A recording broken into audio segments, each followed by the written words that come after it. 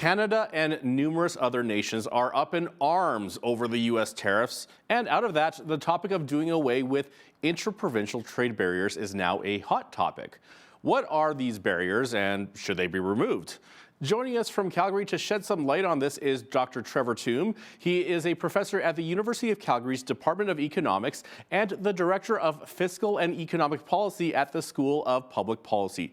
Trevor, it's great to have you back with us. Great to be here. Thanks for having me on. Absolutely. Now, let's get started. What exactly are interprovincial trade barriers, and what kinds of things are we talking about here?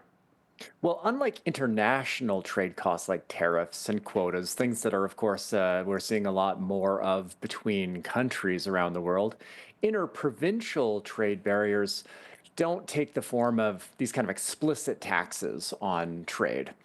What they are, at the end of the day, are just differences in the rules of the game between one province and another. So regulations, standards, certifications, credentials are typically different from one province to another. And so if you're a business trying to buy or sell from another supplier located elsewhere in Canada, you might not be able to without simultaneously complying with both the rules that you're subject to in one province and the rules that prevail in another. Or if you're trying to operate across provincial boundaries, you might have to incur additional costs to try and simultaneously comply with those different rules and regulations. So a nice concrete example would be thinking about trucking regulations. What type of tires, times of day restrictions, hours worked, weight per axle varies from one province to the next. And so if you're a trucker moving through multiple provinces, you have to either reconfigure before moving into another one or kind of weight yourself lower than you otherwise would to comply with the lowest common denominator across your route. And so that adds costs to basically anything that we ship, in that case, by truck. So then would it be fair to say that most Canadians are unaware of all these different trade barriers and also unaware of the economic impacts this has? Because it sounds like this could actually drive up costs. Yeah, I'd say that's fair, that it's something where many Canadians are not aware of the barriers. A lot of attention is paid, for example, to beer and wine, and there are restrictions on your ability to trade in those items because each province has their own separate wholesaler that sometimes does bias its procurement to local suppliers. And so beer and wine gets a lot of attention, but that's just a small sliver of the total trade that we do. And these rules being different, as you note, it adds costs to businesses complying with those different rules and regulations. Or maybe you'll have productive firms in one province not bothering to enter markets elsewhere in Canada because of the need to comply with different rules and regulations. And so that does increase prices.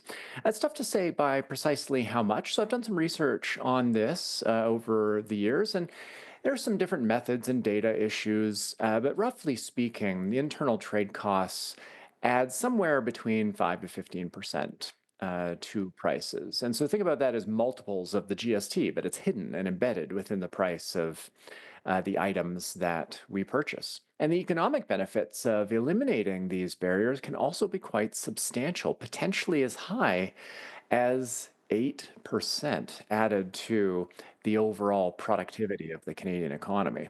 And so that's quite a bit. 8% might sound small, but that's 8% of a $3.1 trillion economy. And so what we're really talking about here is potentially $250 billion per year in economic activity if we were to have fully liberalized internal interprovincial trade in Canada. So this is like a form of protectionism for each province, but what do the stats say on this, and is it actually beneficial in some ways to individual provinces? Because it sounds like we could do away with these and save some money, but is that really going to be, is that going to be safe? That's a great question. So the gains available from internal trade liberalization are found in every province. And so it's not as though the barriers benefit some and harm others. It kind of lowers productivity nationally. And interestingly, it tends to lower productivity and harm economic growth the most in smaller, lower income provinces like the Atlantic provinces in Canada. And so internal liberalization increases both the total size of Canada's economy and reduces inequality across locations within the country. But there, like any policy, there are winners and losers within an economy. So, for example, think about trade and services and professional credentials. There's hundreds and hundreds of province-specific regulatory bodies that are responsible for issuing licenses to individuals to practice in a province. If we were to ease the barriers, maybe harmonize across provinces, or recognize as valid the credentials from other locations, that would weaken the independent authority of some of these local regulatory bodies. And so some might resist internal trade liberalization because it does weaken that kind of independent local autonomy and independence.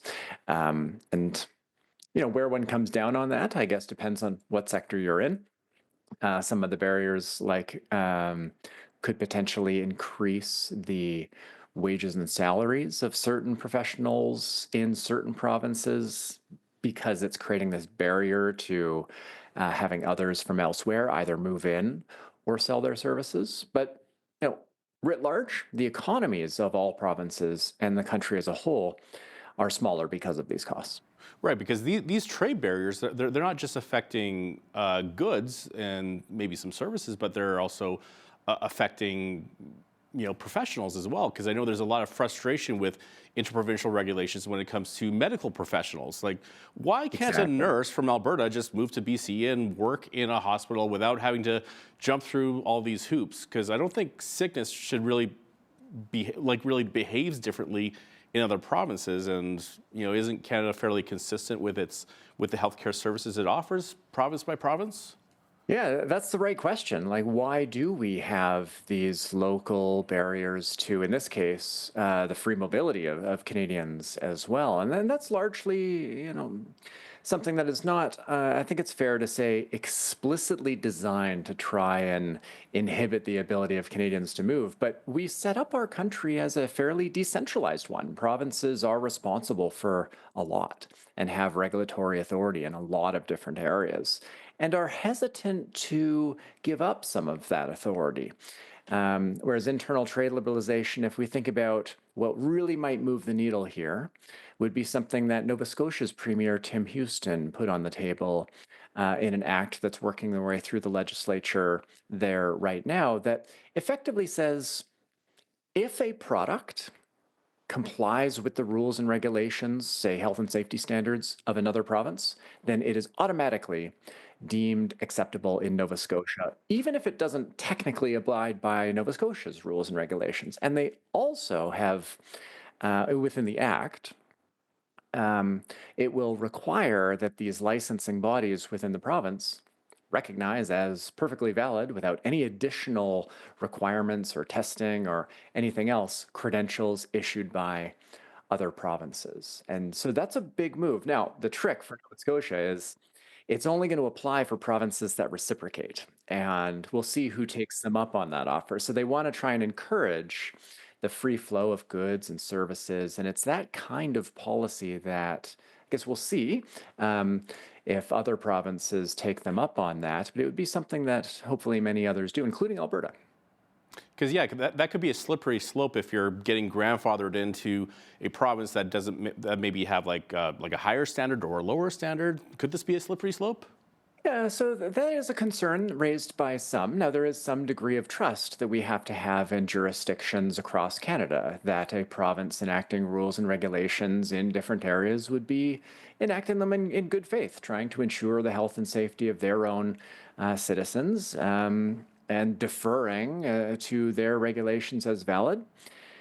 Again, requires a little bit of that trust. Now, I tend not to put a lot of weight in the concern that it would lead to, say, a race to the bottom, who can weaken regulations the most, because at the end of the day, provincial governments are accountable to voters within the province, and I think it's fair to say most Canadians right across the country do want to have sensible rules and regulations where appropriate, but differences between provinces are often just kind of arrived at randomly. You have provinces adopting one set of rules, another province adopting a different set of rules, not for fundamentally different I guess, reasons, sometimes there's just no single objective, correct rule or regulation. And we just adopt different ones. And they might even differ just ever so slightly, but there's going to be inspections and forms and things like this that adds to costs. So I think this kind of recognition of each other's rules and regulations is something that we should explore, and I suspect wouldn't lead to a race to the bottom. And we have like thousands of different barriers from industry to industry and province to province that just add up too. Like, can these barriers be taken down, or does it need to be done piece by piece, which might take forever? Or is there some kind of like bulldozer approach that the provinces just could work out and just get the bulk of it done at once? So historically, we do it piece by piece. Most recently, so back in 2017, there was a pretty big agreement that provinces reached called the Canadian Free Trade Agreement. And this is like a free trade agreement between countries, but this is between provinces. And the key thing that that agreement did was set up ways of negotiating and harmonizing rules and regulations. An early win for just an example was first aid kits. What was required to be in first aid kits on, say, work sites was different from one province to the next. And that meant a company would need to source different first aid kits rather than bulk buying one type and then using that in its operations everywhere. It had to have different first aid kits for every single province. And so provinces came together and agreed to a single common set of rules around those first aid kits. So mentally multiply that by hundreds of thousands, and then you have a sense of the scale of the challenge. Doing it one by one is quite slow. And so a way to bulldoze through it would be to have a kind of a blanket policy where we say, if you're compliant with the rules of another province, then you're automatically allowable in our province, say.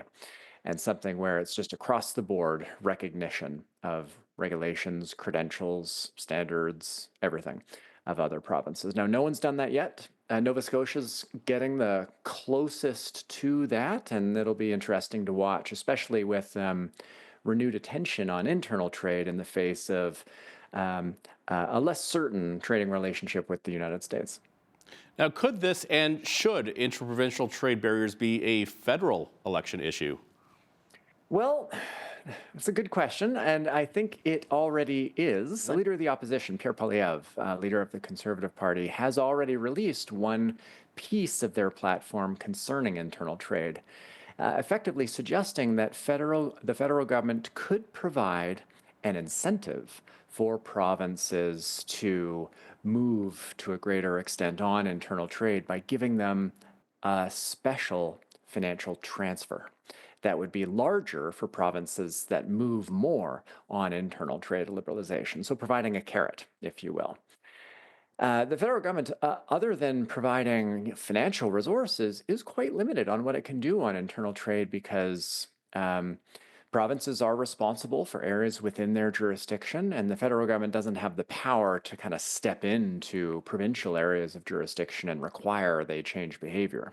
So it's proposals like what Poilievre put forward, providing incentives, that can help move the needle, I think. And then any thoughts on whether the American tariffs will be temporary or long-term, and to what degree would lowering interprovincial trade barriers offset the impact of U.S. tariffs? Well, I am certainly not going to presume to know what is in the mind of President Trump when it comes to their plans for tariffs. But some in the administration do view tariffs in the United States as helping to achieve a couple of objectives, such as increasing manufacturing activity in the United States, but also generating revenue that can be used to lower income taxes in the United States. And so if that's the goal, then tariffs might be a longer-term policy development in the United States, not just a kind of short-term negotiating tactic. So I guess we'll have to wait and see how things develop. But if tariffs are permanent, then internal trade liberalization is a way to help offset the economic damage that would come with tariffs between Canada and the United States. So for context, the Bank of Canada estimates that Canada's economy might shrink by about 4% in response to a Canada-US trade war with tariffs on the order of 25%. And that's significant. So that would lead to a recession, probably one that would last about 2 years. But compare that 4% cost to the potential for gains from internal trade liberalization, as I mentioned, of about 8%. So it's possible that the gains from internal trade, if they're deep and broad and full, could exceed the costs associated with the Canada-US trade war. And I think that's why governments are rightly talking more about internal trade policies and trying to move on that front, because it is one of these sources of economic benefit. But it would take time. There's no avoiding a short-term disruption if there is a trade war between Canada and the United States. But the gains of internal trade could potentially be bigger.